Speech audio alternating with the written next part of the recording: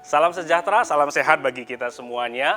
Saudaraku terkasih, bacaan Alkitab pada hari ini terambil dari 2 Tesalonika pasal 3 ayat 1 dan 2 yang berbunyi demikian. Selanjutnya saudara-saudara, berdoalah untuk kami supaya firman Tuhan beroleh kemajuan dan dimuliakan, sama seperti yang telah terjadi di antara kamu, dan supaya kami terlepas dari para pengacau dan orang-orang jahat, sebab bukan semua orang beroleh iman. Saudaraku terkasih, berkaitan dengan pelayanan misi, mungkin saudara pernah berpikir bahwa sebenarnya saudara ingin terlibat atau mendukung dalam pelayanan misi. Tapi tentang hal apa yang harus dilakukan, mungkin itu yang belum diketahui atau belum disadari oleh saya dan Anda sekalian. Nah, berawal dari ketidaktahuan itu tidak jarang membuat kita enggan atau tidak mau terlibat di dalam pelayanan misi, bukan? Nah, saudara, sebenarnya setiap kita, saya dan Anda sekalian, sangat bisa, bahkan sangat mungkin terlibat di dalam pelayanan misi.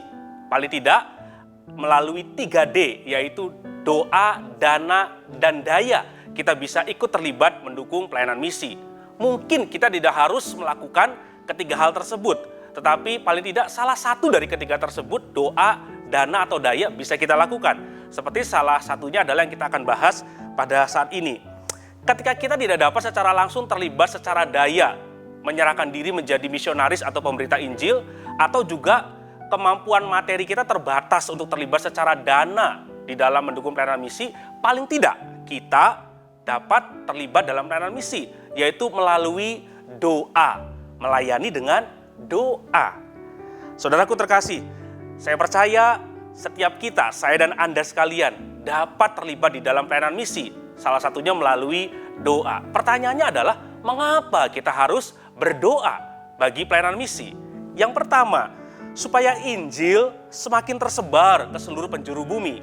Saudaraku terkasih, ketika kita terlibat dalam pelayanan misi melalui doa, sesungguhnya ada orang-orang di luar sana yang terlibat secara daya. Mereka menyerahkan diri kepada Tuhan untuk dipakai oleh Tuhan menjadi misionaris, menjadi pemberita Injil di berbagai tempat. Saudaraku, sungguh mereka membutuhkan dukungan doa dari kita sekalian, supaya kita berdoa kepada Tuhan, agar Tuhan mau memakai mereka, menolong mereka, dan memampukan mereka untuk menjadi pemberita Injil di berbagai tempat, sampai Injil tersebar ke seluruh penjuru muka bumi. Semakin banyak orang mendengarkan berita Injil, dan semakin banyak orang yang diselamatkan oleh Tuhan. Yang kedua, yaitu supaya Tuhan melindungi para misionaris dan pemberita Injil.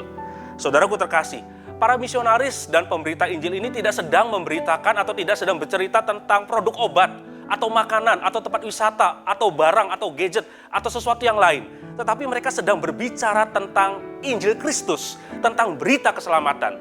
Dan sudah pasti, iblis tidak akan senang mendengar hal itu.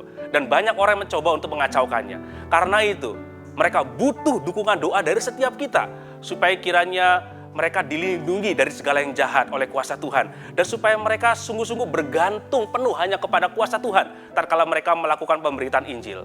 Saudaraku terkasih, kiranya Tuhan Yesus menolong dan memampukan kita semuanya untuk terlibat dalam pelayanan Injil, dalam pemberitaan firman Tuhan, dalam pelayanan misi, melayani dengan doa.